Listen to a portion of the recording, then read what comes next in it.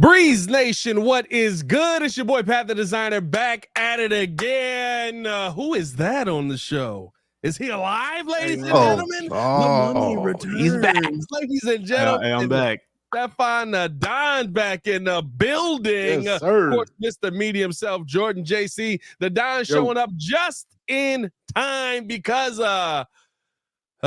Bears do nothing. Oh yeah, I got a lot to say. Hey, it's the same thing that you left with, except different time period. But hey, listen, it's good to have you back, my boy. Good to have you back on the show, and we do got a lot to get into. I mean, we got to talk about Chicago Bears basically doing nothing at the deadline. They do end up moving Khalil Herbert for a 7th round pick. Had a video drop about that, but they don't go all out like we thought they may have to do for this offensive line. We got to talk about, is this Ryan Poles wasting Caleb Williams' rookie season? I think that's a real danger that could be happening right now with this Chicago Bears team. Also, the one thing that I have seen, a consensus that even Courtney Cronin brought up on today's episode of the Chicago Bears podcast, and of course, seeing it on Twitter, could this be a move that I know we're getting rid of Matty Eberflus? I'm not looking to do anything to make this guy's life easier, and got to give our outlook on the rest of the season. All that and more in today's episode of the Windy City Breeze Sports Talk Daily. Hit that like button, subscribe to the page, leave that 5-star review. Y'all know what to do. Y'all might as well go ahead and come on, push the button. Come on, push the button. Come on, push the button. Yeah, come on, push the button.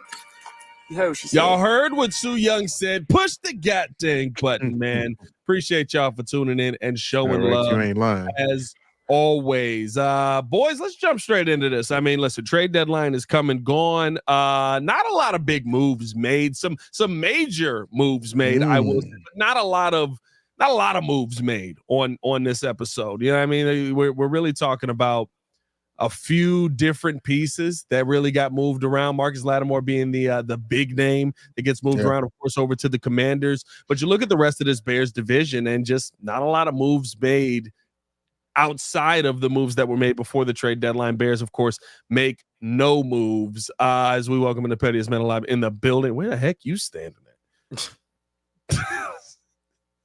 Hey fam, if you realize the difficulty it took just to make this happen, let's just breathe. Just to talk about nothing happening at the trade. It's just more so the fact that it looks like he's in a garage or standing in front of the garage door right now. Okay, I bet. Oh, hey, what you gotta do? Don't do the show or just make it happen. Hey, just make it happen. I'm not mad at it. I'm not mad at it. We got a full slate on the show today. Bears do nothing at the deadline, no. Do nothing to help Caleb Williams. My question on the table for the panel today, and of course for the chat, is Ryan Poles wasting Caleb Williams' rookie season by not doing anything because the protection's not going to get better. You know that what you have coming back in any situation is Ryan Bates returns back healthy, and you got a bunch of banged up guys who are already struggling on that offensive line. Do you feel like Ryan Poles is wasting Caleb Williams' rookie season? Is it a waste? I can answer that yes and no, because I feel like no, it's not a waste because you still got 9 games for him to technically develop. So you need to focus in on the development part of like this season. Even though we're 4-4, we're at the bottom of our division. So our chances are slim. It's a what would we say? It's Mount Kilimanjaro. It's Everest. It's a uphill climb. You got to climb a mountain. You need all the climbing equipment you need, and we just don't have that right now. So, I mean, in a sense, Caleb rookie year, I feel like had more expectation because we expected them to get into the playoffs based off of last season and the way we finished with 7 wins. I feel like, what do we say, 10? 11 may get you on the fringes of it, at one point. All 11 now. Yeah, well, nah, it's not looking too bright. So I'm more so saying that this will be a successful year for Caleb. 1, if he's alive by the end of the season, and then 2, also if he's actually developed into a consistent quarterback. If we see him improving in the deep ball accuracy, if we see him getting a little bit more chemistry with DJ Moore, got to get more than 4 passes to him a game. that's utterly ridiculous. And then, of course, the connection with him and Rome continues to grow. So those are the little things that I want to see that I think will make Caleb's rookie year a success. I listen. Now I know. I ain't been here since the start of the season. My thing is this. Dang, it has been since the start of the season. You really did die. I've been on IR as long as Christian McCaffrey. Hey, you've been on IR like Ryan Bates out here, dog. Dang, I just thought about that. Yeah, nah. I like in a sense, I feel like he failed him, right? Because you have to go back and listen to what he told us. We're just going off of what he told us. Remember, he said Caleb's a generational talent. Yeah. We have all the weapons. You got him the weapons. And the last 3 quarterbacks that the Bears have had, it's been the same thing every single time. You came in and said, no, I got it. Let's clean house. And you still cannot protect the quarterback no matter who's back there or what outside weapons you do have. Like, it's just one of those things where, again, what direction is this going in? Because everybody's talking a big game. Everybody wants to, we don't want to miss the playoffs. We don't want to be second fiddle, but nobody's making anything happen. Yeah. So yeah, in that sense, he's definitely failed. And if you're going to talk about Eberflus, you definitely probably got to talk about giving Ryan Poles his papers, possibly right after you give Flus his. I'm gonna say yes and no to the question of if we're wasting his rookie year. Yes, really waffling on this question here. Everybody going yes and no. We're very unsure of ourselves. I said yes. I'm gonna roll back. I said Rigo. He didn't miss everything. He the only one said yes. I'm gonna roll back definitive at all. I'm gonna roll back there. I'm gonna say no. 2 reasons. One, still fight back. Say yes or no, man. Stand with me, man. PK, stand with me. I was leaning more no anyway. I'm gonna tell you why. Because this was all for me, and I've been very big on this, and you all could say I was stupid for it or not. But this was never about making the playoffs once we got to a certain part of the season. Like, say what you want to say. Jaden Daniels looks great, but you know what Jaden Daniels inherited? A line, a run game, and some targets. Caleb didn't inherit a line. He didn't inherit a line. They built the line. They built the line, though. They built the line. He didn't inherit a line. Do that for Caleb. Yeah.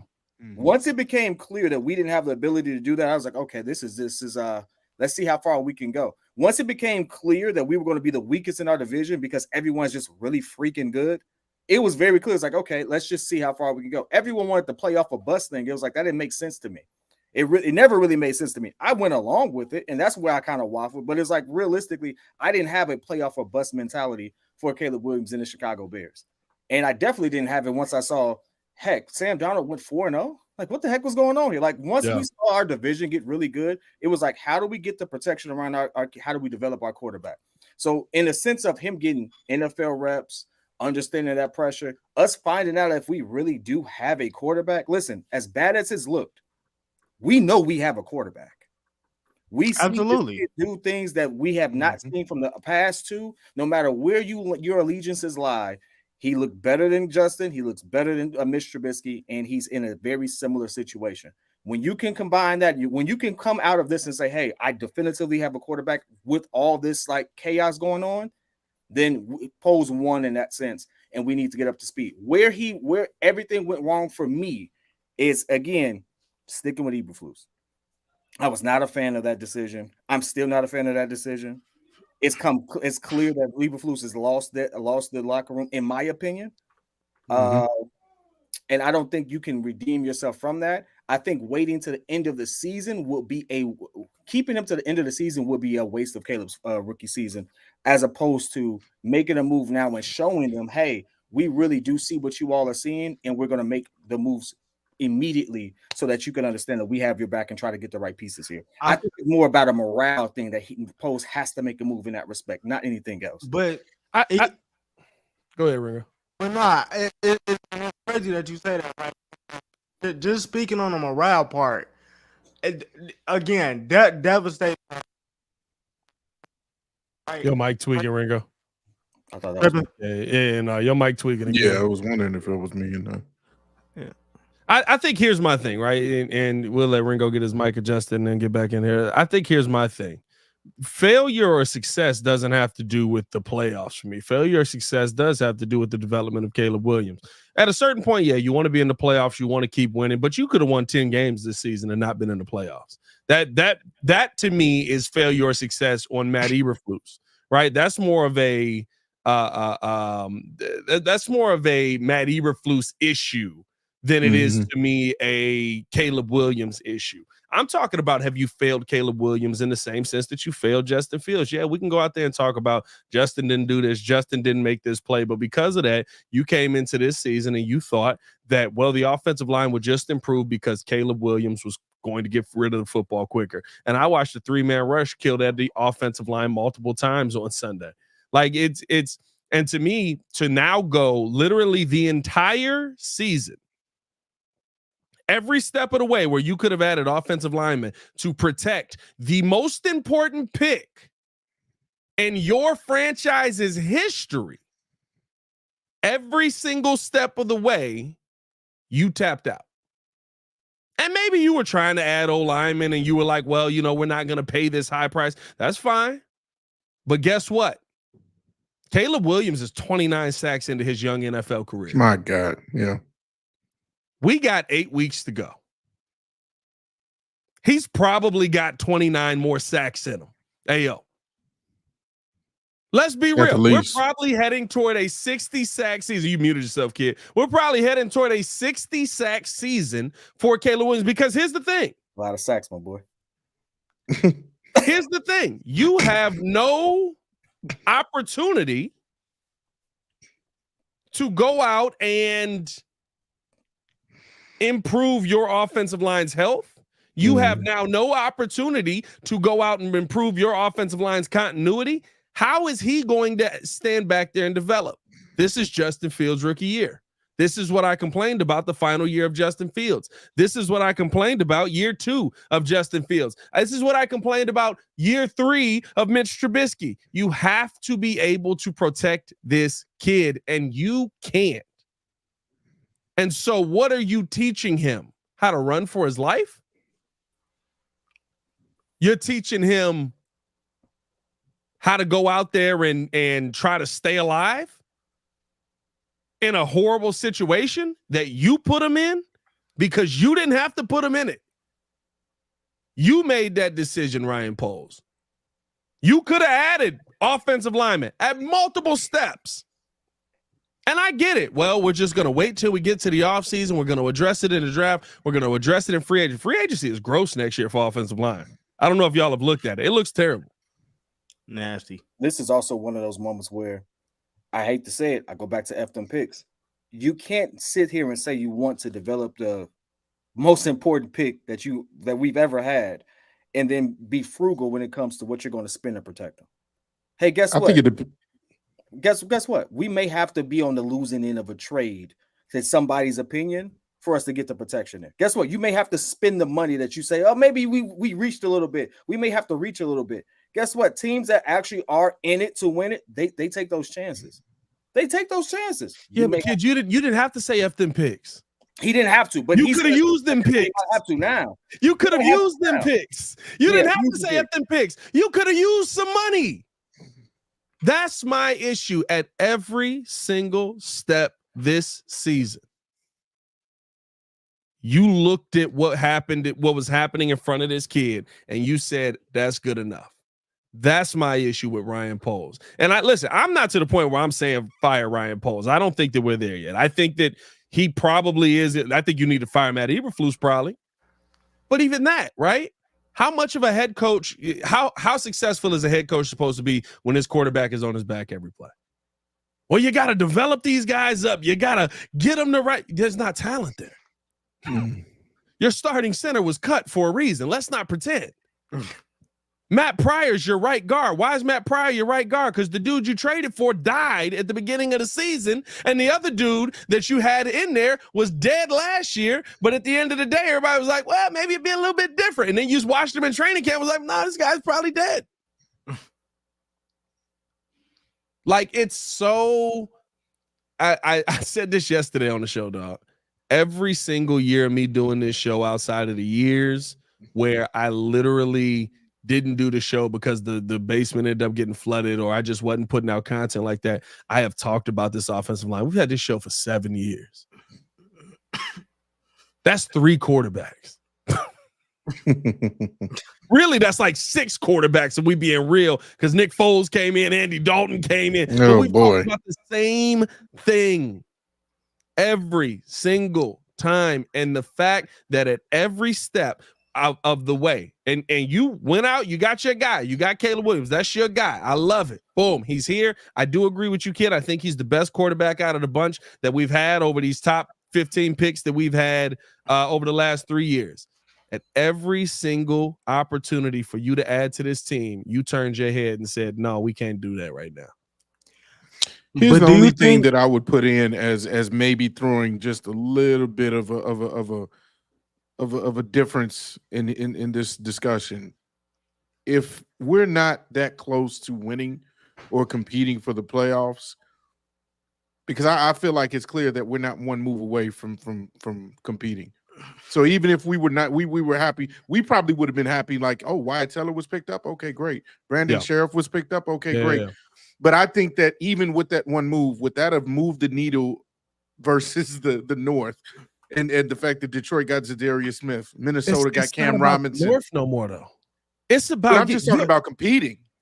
Listen, you can still compete, right? You can get, at the end of the day, if in their mind, if they're up there and they're like the season's over, we're punting on the season, you got bigger problems than what we're seeing on the outside looking in, right? But realistically speaking, it's not about competing, JC.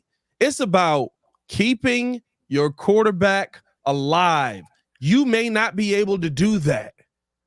Can I ask a question though? Go ahead. Do y'all think that Poles is waiting on the fleece? Because we made all the noise about how he fleeced the Panthers.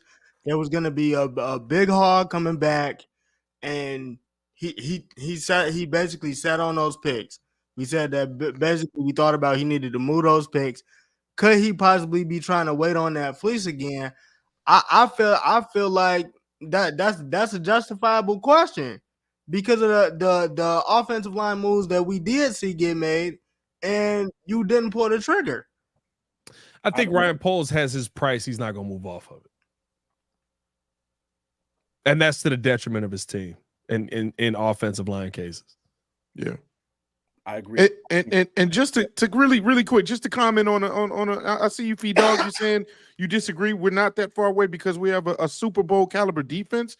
I agree with that part, but I mean, time and time again, we've seen great defenses here in Chicago, yet we've never gotten close to the Super Bowl because the same issue has been the same issue. Kind of made one. Made one like outliers. It's kind of hard to make, JC. They're not easy to make. I mean, hey, there's a team in Kansas City that's going for 3 in a row. Hey, I'm just saying. That's crazy work. Hey, and they don't look like they're slowing down at all. They're getting everybody. How did they get everybody? But I'm just saying. It's crazy. They said D-Hop was washed. Hey, D-Hop, bro, all right. D-Hop. 2 touchdowns there. Didn't even Brand traded. Brand having the worst fantasy season I've ever seen in my life. No, I told him, bro. I tried to help him, and he did not want to listen. Bro, to that me. man traded Travis Kelce and DeAndre Hopkins before D-Hop got traded. He didn't want to before listen. D-Hop got traded. So D-Hop wasn't doing nothing on the Titans, but he traded him for the running back in Dallas, Rico Dow. Rico Dow. Oh, that's the worst. I tried to give him Chase Brown. Bucky said you killing Brand Pat, bro. That's the worst trade I've ever seen in my life. Bro, I ain't gonna lie. Yeah, I heard that earlier. I was like, bro. Hey, I traded him Lazard for Brock I tried to help him. That's incompetence. I tried to help him. He said he told me verbatim, no, Dallas got a running game. I'm like, bro. Rico Dow, bro. Rico Dow has been hooping though. I ain't gonna lie to you. He been balling. He better than Chase Brown. I was gonna give him Chase Brown. No, Chase is gonna be that guy for Cincy for a minute if he stay healthy. Yeah. He's finna be But nice. no. Yeah. Hey, Malenko, to answer your Illinois guy too, by the way. Go ahead, kid. I don't know if he's waiting for the fleece. I don't think people are going to trade with him the same way anymore. Oh no, I think they're that's- aware. I think that's what it is. Yeah. It's the other aspect and the other side of this that we don't really talk about because it's not the sexy thing to say is people have to be available and teams have to be willing to deal with you. Mm-hmm. And I don't know if teams are willing to deal with us the same way. I don't know if a fair deal, what we would consider a fair deal, is going to be possible for proposed for how they've talked about Carolina and that trade and that being one of the greatest trade in history and things of that nature. I don't know if that's going to work out the same way. He's going to have to be on the losing end of his next deal for things to kind of like balance out. And it sounds kind of intuitive, but like you've seen this in most negotiations. When you see a strong negotiator, like let's take our own experience in something as simple as Monopoly. When you see a fleece happen in Monopoly, no, seriously, when you see a fleece happen in Monopoly, Of course he goes. how likely are you to deal with that person the I've same seen way? this happen a couple times. Hey, all right. I will say JC don't trade with you no more. He don't trade. I ain't got time. Trade I ain't got kid, time no. for P-Kid. P-Kid be coming in Don't so trade with me smooth, no like, man, this could actually improve and better you in the long run. Man, I get nothing done after I trade with P-Kid. Hey, guess what? I won a couple, and then y'all shut me out a couple of games. I ain't getting nothing done. So, like, I think that's one of the situations where he's going to have to spend more, and it kind of ties into what Pat said. He has a price he's not willing to come off of, but he may have to come up off that price because, you're not going to draft immediately. You can, don't get me wrong, but the type of center that we need and stuff like that, you may have to spend some real big coin for that. Yeah. But again, I think that's the conversation, though, kids. You're talking about spending coin now. You talk about having to overpay now. This is kind of Ryan Pohl's MO, right? He's big on overpaying now. He's gonna go. He's gonna wait until the last minute till he has to pay for something, and then he'll overpay for it, right? He did that with Jalen Johnson. You could have paid Jalen Johnson beginning of the year. A lot of people had questions. I had questions on him. I don't know if he's gonna intercept the football. Could have got something done in the middle of the year when he started doing it. Yeah. Didn't want to come back to the table. We're gonna wait till the end of the season. Gets to the end of the season. Now you pay him. Still got a good deal out of it. Still made it work in the long run. But you paid him more than you probably would have ended up paying him. You're talking about overpaying in the long run when this could have been something addressed immediately. This should have been, and I think that's my concern with Ryan Poles, is a guy who was a former offensive lineman who's out there literally the thing that he did in the NFL. Former. Well, listen, I mean, he's how old is Ryan Poles? He's 38. He wouldn't still be in the league even if he was still in the league. Hey, he was on a coaching staff like 6 years ago. So keyword on former. Keyword on not starting. But here's my thing, right? You're a former offensive lineman who doesn't believe in the trenches. You're a former offensive lineman who doesn't address the trenches well, who doesn't evaluate the trenches well. And that to me is the biggest problem. Yes, you can sit there and we can talk about today at the trade deadline, him doing nothing and him having to overpay today to make something happen. Well, why'd you have to overpay today? Because you said F it the other two times when you didn't have to. You said F it in the draft, you said F it in free agency, and then you got into the season and in preseason, everybody was like, oh, these guys can block. And I'm like, I don't know. Like maybe they just turn it on, but like it don't look this good in practice. We get to the regular season. Coleman Shelton's out there on 79th. Oh, 79th Street again. You know what I mean? Like, and that's my problem. We're at today where we were prepared to spend more than what some of these players were worth because you didn't address it yesterday. You didn't address it the day before that. You had multiple opportunities to take care of this, but instead you sat there, like I said, like the analogy I've been using, 3-2, bottom of the ninth, runner on third, and you kept the bat on your shoulder all the way through. Now you're out. And you know what? That's going to get your young quarterback killed. Y'all watch the all-22, y'all. I'm telling you. Look at how many sacks he avoids.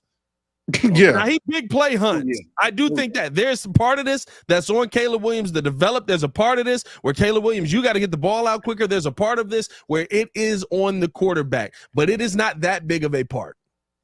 Yeah, it is crazy because his ability to maneuver in the pocket is elite. You see him scampering for like 5-6 seconds all the time, but I mean, he can't do anything with it. So it's one of those things where, and I'll be honest with you, I think. Well, I don't want to. I hope this is not the case. but perhaps Poles got cold feet because maybe all the things that he has been doing has not been hidden, especially when it comes to offensive linemen. We were praising the depth at the beginning of the season with all these pickups in Matt Pryor and Curran and Bates and Coleman, Shelton. I mean, I was loving the fact that we had depth because I'm like, okay, well, if this guy doesn't work, we can felt put personal. this guy right in. JC, what's up, man? We are. Oh, my boy, JC, what's going on? JC Franklin, we got a dual JC show again. Hey, Yes, sir.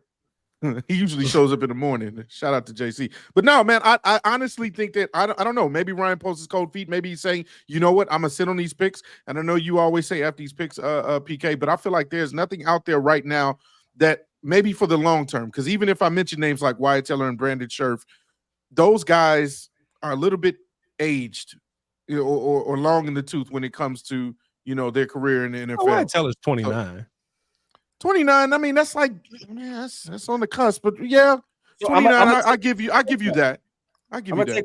Here's the thing. Here's why I say sometimes you got to do it. Sometimes you got to spend the money for it, because regardless of what anyone says, the league has shown you, our rivals have shown you, you have nothing if you don't have a good quarterback.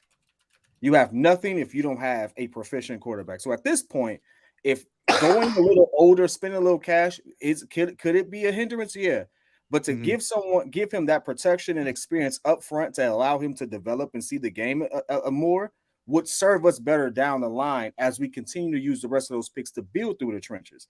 You still have to have someone there to help protect him. He's still going to go out there on that field. So, I mean, it's like it's one thing to say, okay, don't spend the money because we're going to do this. But it's like, if you don't spend the money, he's going to be forever chasing, you know, he's going to be forever scrambling. He's going to be getting chased down. You want to give him the opportunity to develop and learn those intangibles and try to be the best quarterback he can be for the next season. This season's a wrap. We're not going to the Super Bowl. I'm sorry. If you're one of those faithfuls, that ship sailed 2 weeks ago. Like, you're not going to the Super Bowl. When the Bears fans turn into Cowboy fans. Whatever. Hey, listen, the Cowboy fans are worse. They paid their quarterback and they still can't figure it out.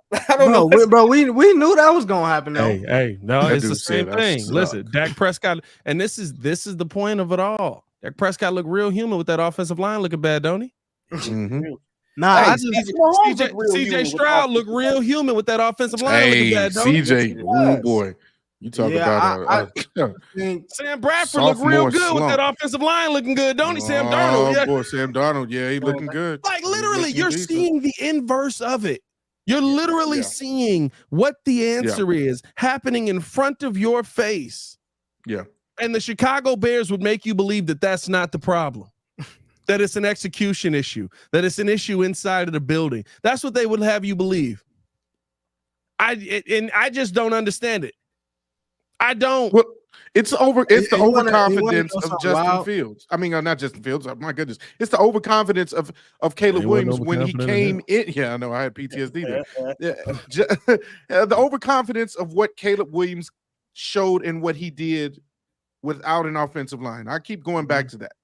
When in college, he was scampering for his life, but he made something out of nothing. And that's what everybody was up in arms about.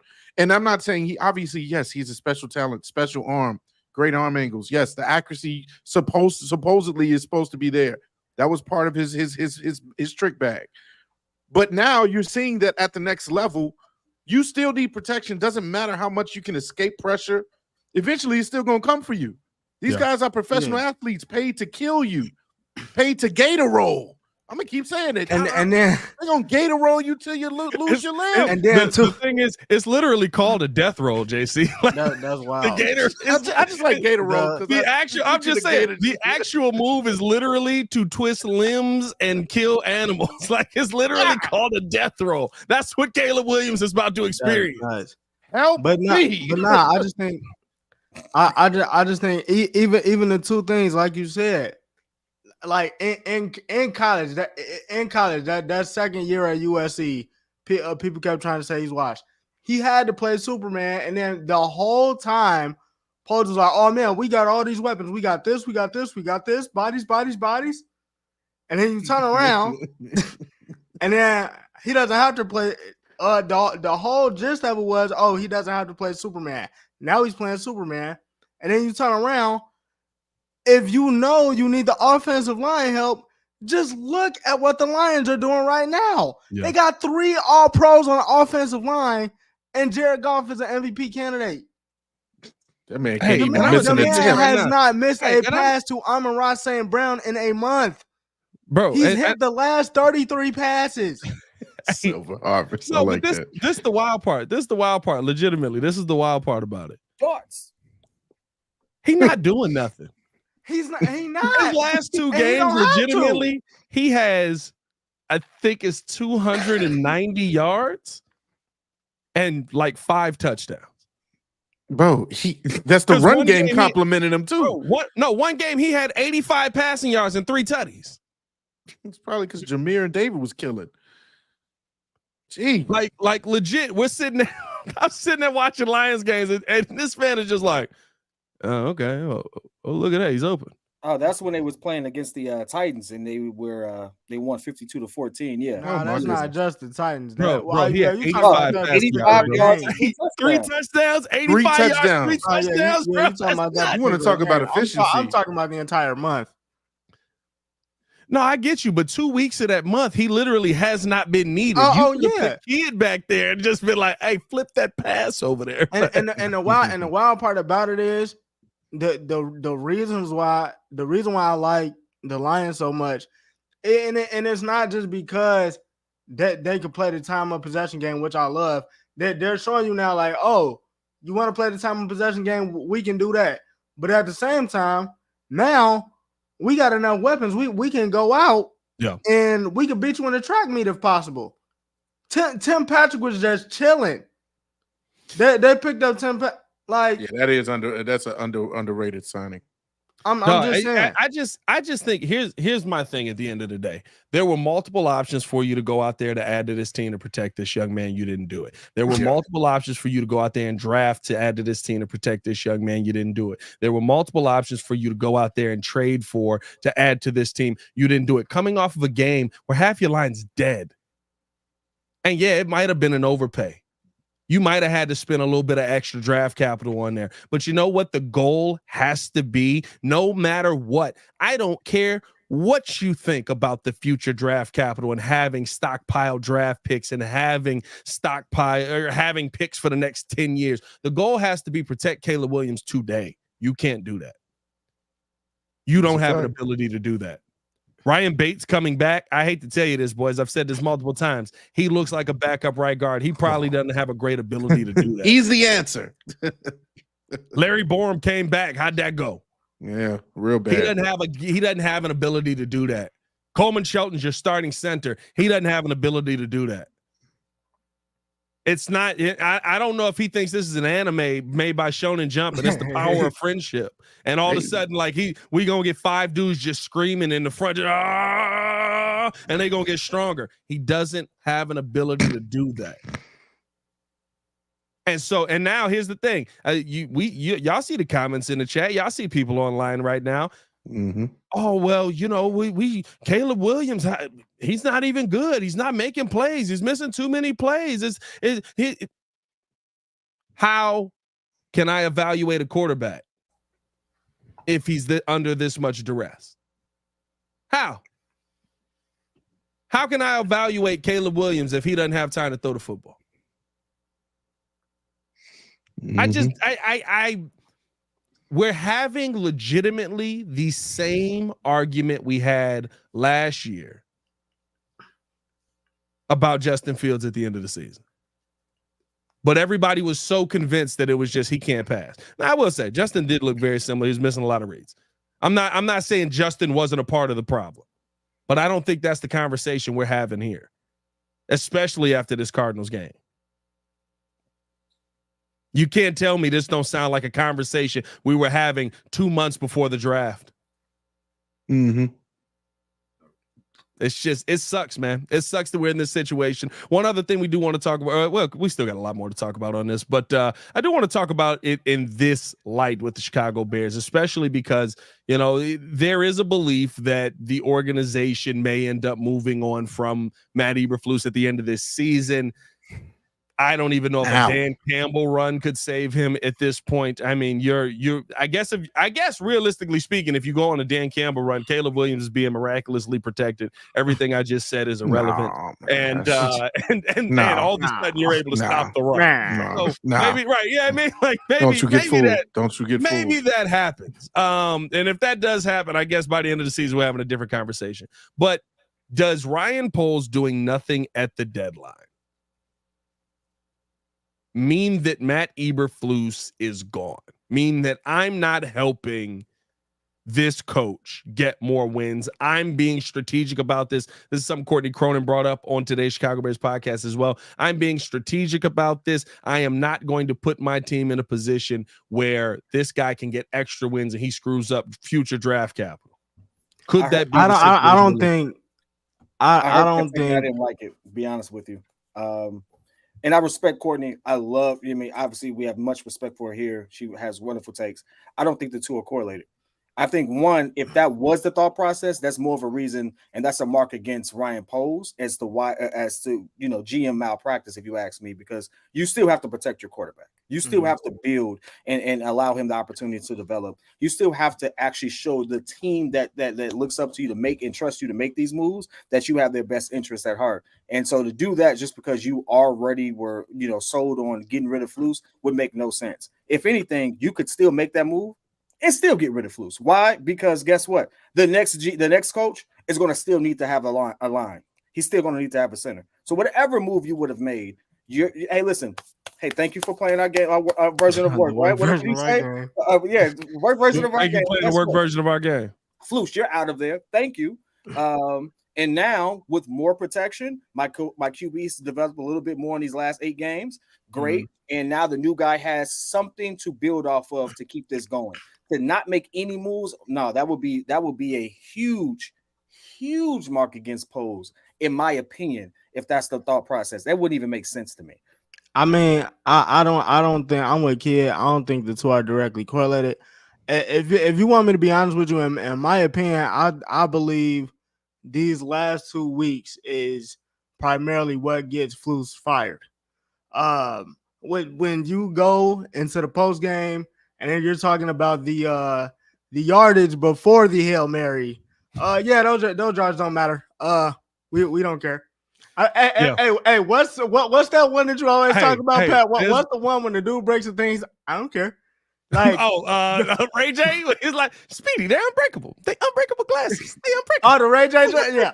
Go ahead, break them. They're unbreakable. Speedy snap them in half. He's like, I don't care. like legit. That's what it was. You telling me that the yards don't care, and then, bro, Sunday, yeah, man, I'm in the locker room.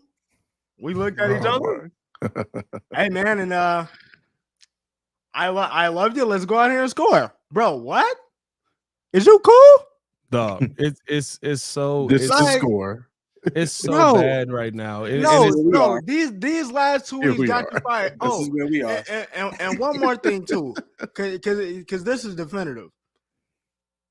You went for it on a 4th and 10. That just shows me that you didn't believe in the defense that you thought was number one, that we all thought was going to be the top defense, the one that didn't give up 21 up until that point, and you went for it on a 4th and 10. You don't care. I will say this.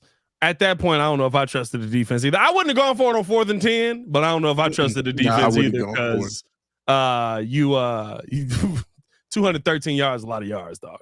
No matter how you slice it on the ground, like at a certain point, you would think, hey, I'm gonna stop somebody. No, I think I do agree with y'all that I don't know if the two are correlated, but I'll say this: if it is, then I agree with you, kid. He needs to follow Flus right out the door, because now you're saying the opportunity to keep my quarterback safe, the opportunity to keep my quarterback upright. We don't care about that part. This is about draft position. Sometimes GMs do get too caught up in the draft position. I don't know if we're there yet with Ryan Poles, because we have seen him bring in good veterans. We have seen him bring in, solid people. I mean, even trading 2nd-round draft capital for Montez Sweat last year.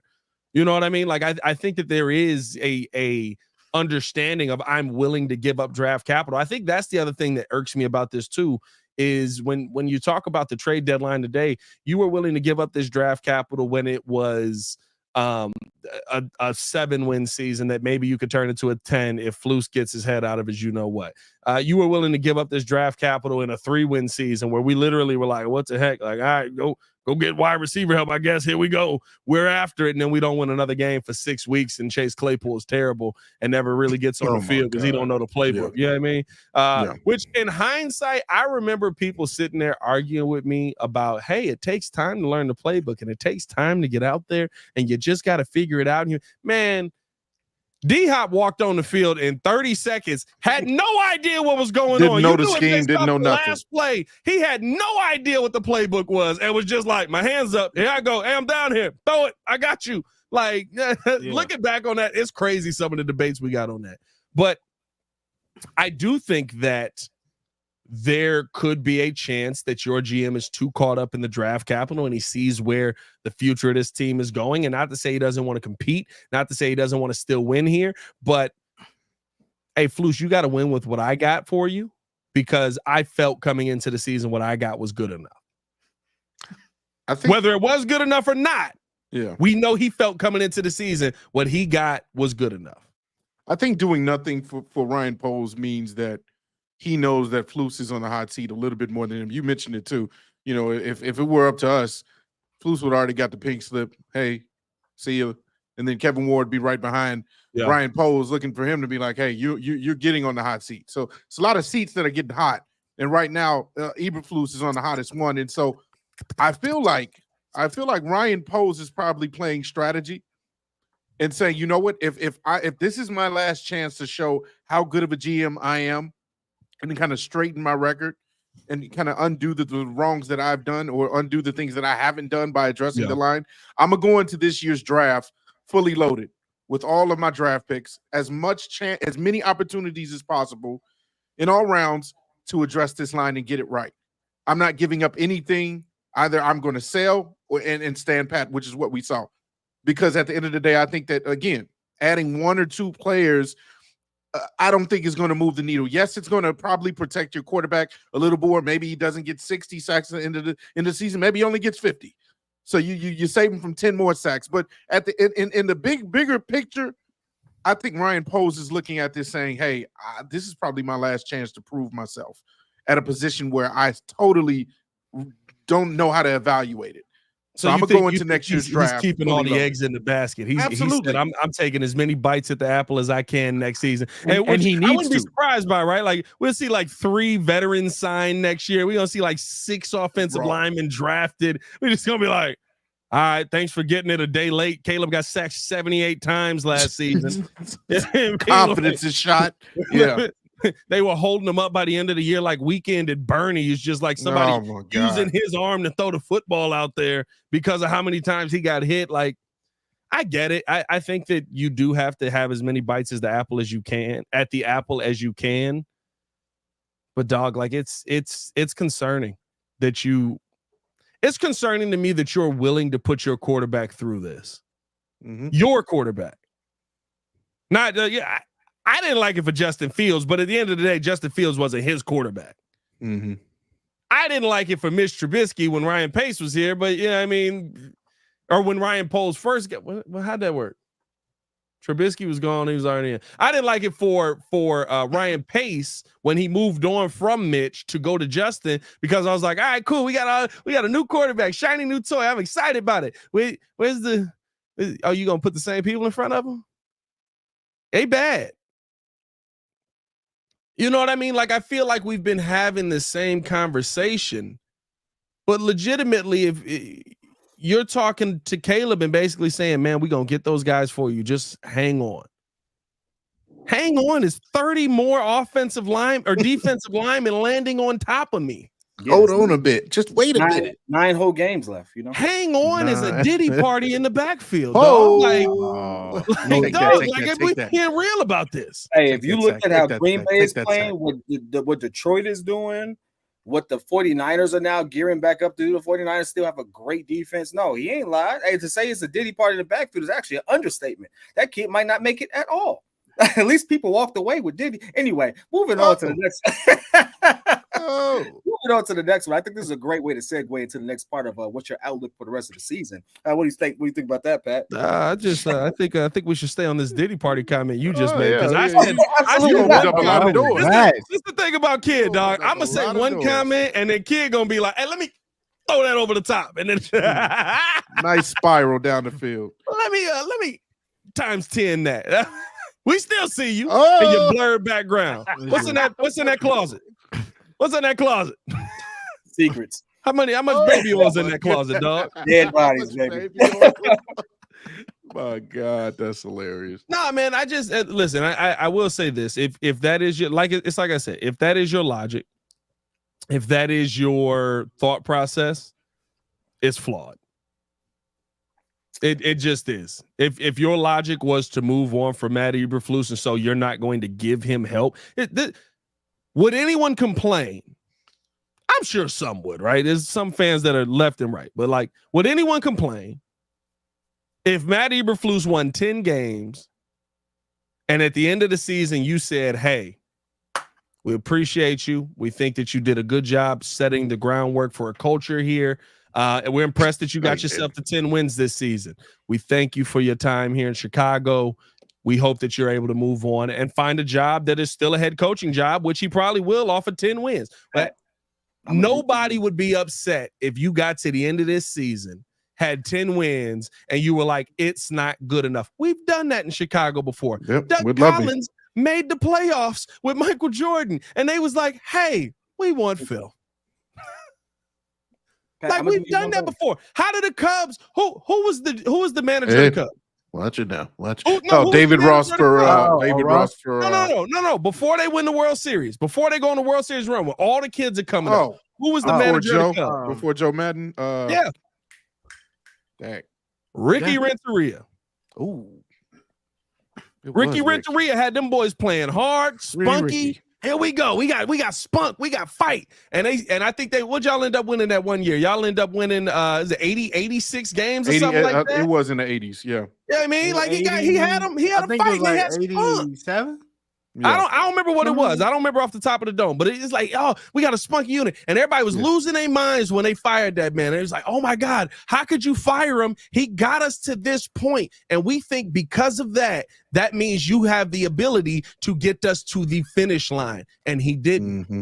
And they said, let's go get Joe Madden. Ricky, we appreciate everything you brought to this city. We appreciate the fight. They paid him. I think they end up giving him a raise before they fired him and then end up letting him go. They made it right. You can make it right. And then you can say, appreciate you coming through. That's the door. And make sure your office is spotless for the next guy that's coming in. And for those who, this is not isolated to Chicago. It's happened across the league in multiple sports. We talk about Mark Jackson being fired despite the fact that he had Golden State hooping. They were in the playoffs, 50-win teams. WNBA just did it. Hey, Steve Kerr comes in. Boom. Now we got a Golden State dynasty and stuff like that. So it's like, hey, listen, I do you one better, Pat. We got 9 games left. He could go 7-2. He can literally beat Green Bay in spectacular fashion. Mm-hmm. Walking papers, my boy. Mm-hmm. It's been great. Hey, listen. I agree. Thank you.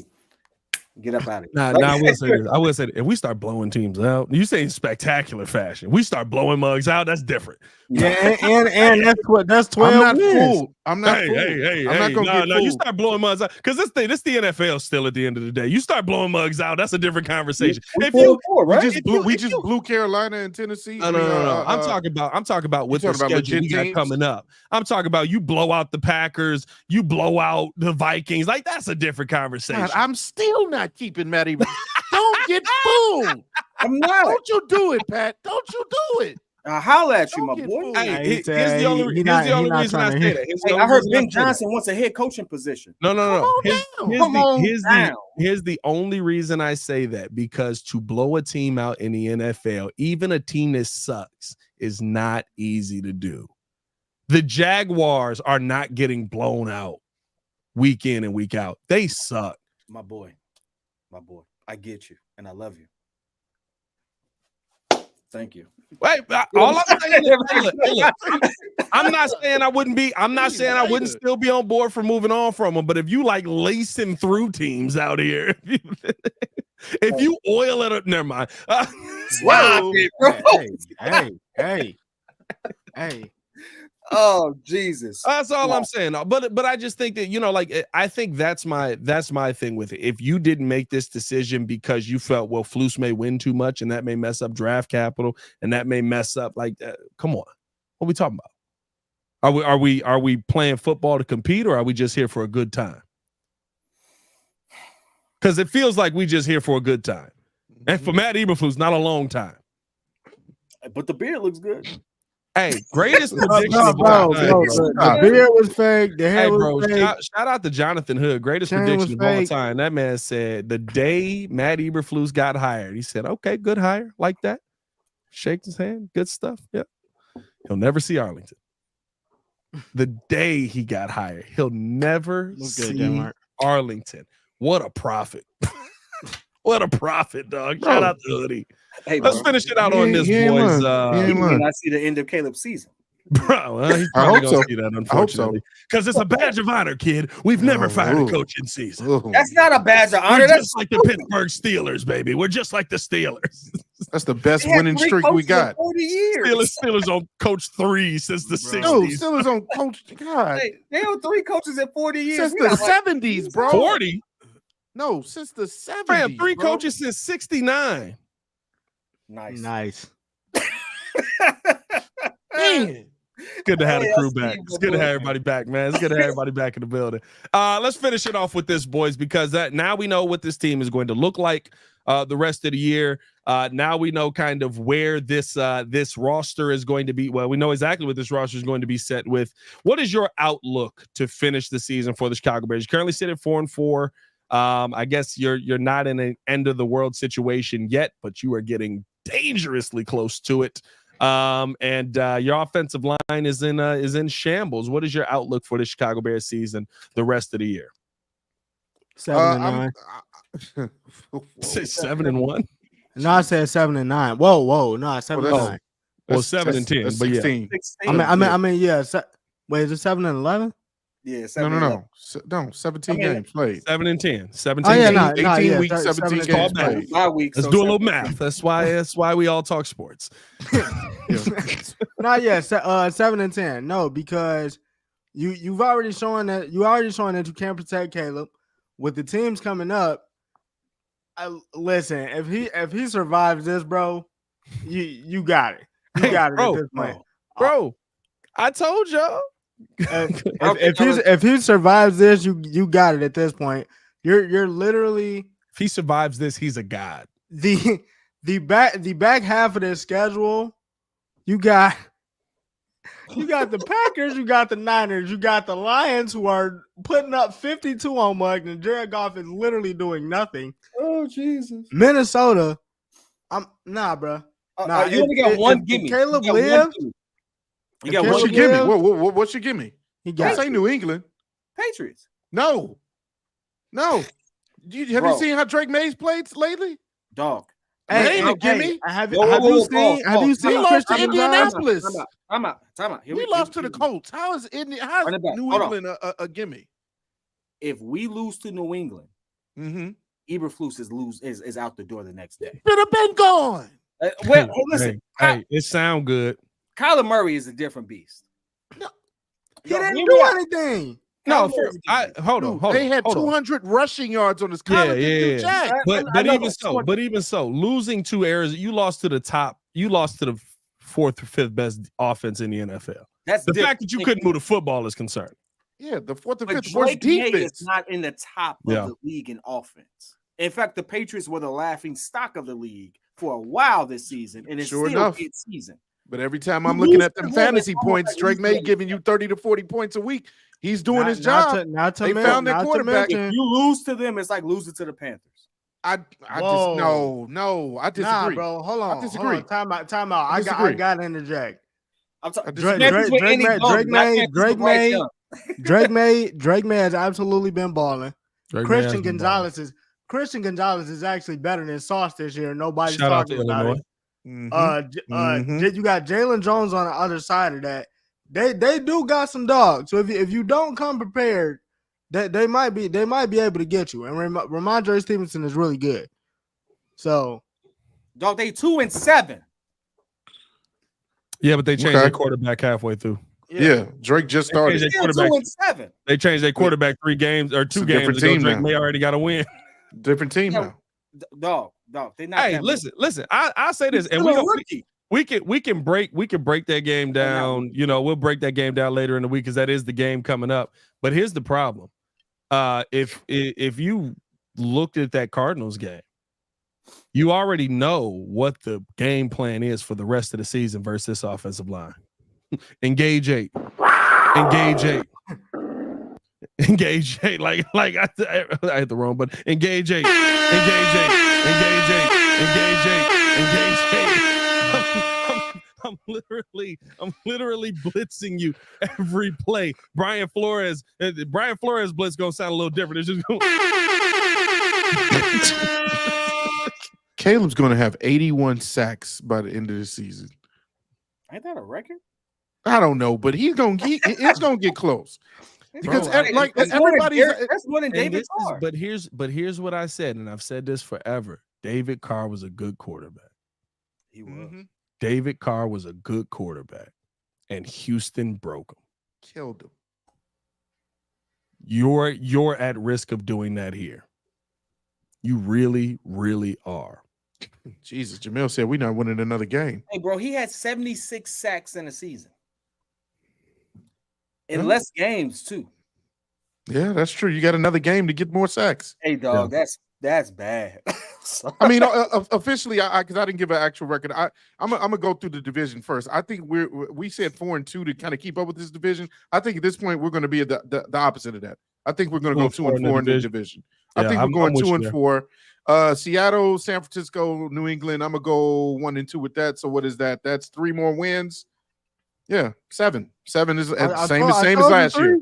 7. Yeah, I'm with you. I'm with you, Ringo. 7. I still think we split 7 wins. I'm gonna tell you why.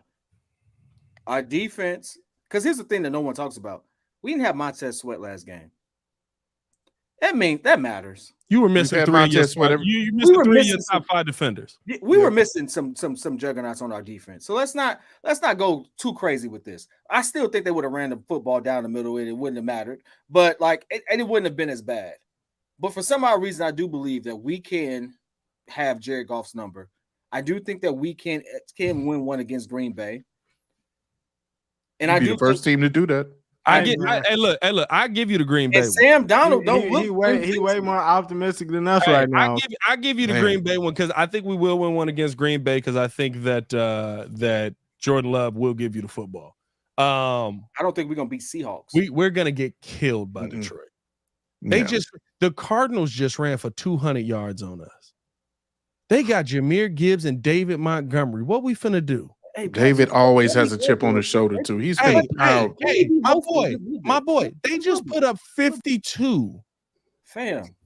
And Jared Goff had 85 passing yards. They literally can go, hey, Goff, chill out, bro. Hey, you sit this one out. You've been going through this your whole life, baby. Let me get my welcome to the Bears fandom, welcome moment where I'm just hopeful when I get my hope squashed. Just let me be hopeful, baby. God. Hey, I just want to. Hey, so we splitting the division. God dang it.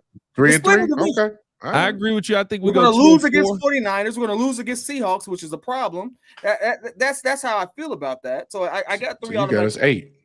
So you got 8 because you said we're beating New England. You said 9. We're beating New England, and then we're splitting the division. That's 4 more wins. I got us beat New England and splitting the division. That's 4. That's 4. And we're losing to Seattle. Yeah, that's 8. So 8 and 9. 8 and 9. I got us. I think we will beat New England. I don't know why I do, but I think we will beat New England. I think we will beat. I'm gonna say we'll win the Green Bay game at home because that's where we play best at. So dare I say 2 wins in a row and everybody's back in and everybody's tingly.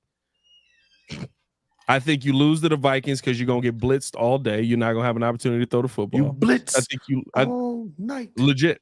I think you lose to the Lions in Detroit. I think you lose to San Fran in San Fran. I think you lose to Minnesota in Minnesota because they're going to blitz all night.